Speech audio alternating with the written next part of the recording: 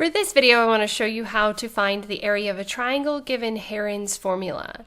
The practicality of Heron's formula is that you can find the area of any triangle given all three sides of the triangle.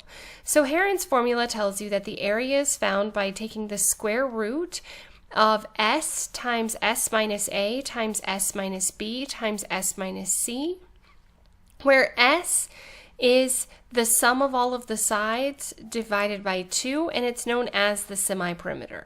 So what I have here is I have sides of a triangle where the first side is 10 feet, second side is 7 feet, and the third side is 15 feet. If it helps you, you can draw out a picture of a triangle, but you don't really need it for this one.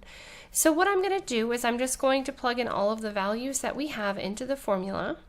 And before I find the area, let's find the semiperimeter. So S is equal to 10 plus 7 plus 15, all divided by 2. So if I add this together, I get 17 plus 15 gives me 32, divided by 2 is 16.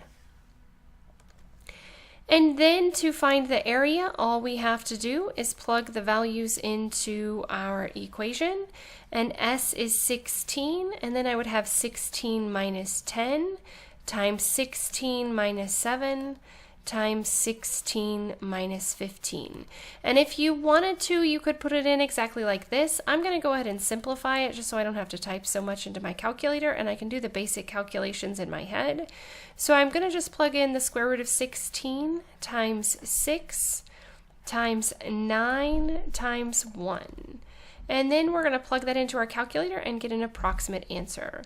So we would just do second square root 16 times 6 times 9, and I'm not going to put in the times 1 because it doesn't have to be there, so I get approximately 29.39. And remember, because of the fact that this is an area, the units would be squared, so it would be units squared. And this would be our final answer. As always, thanks for watching. If you have any questions, please let me know. If there are additional topics you need me to cover, please let me know that as well.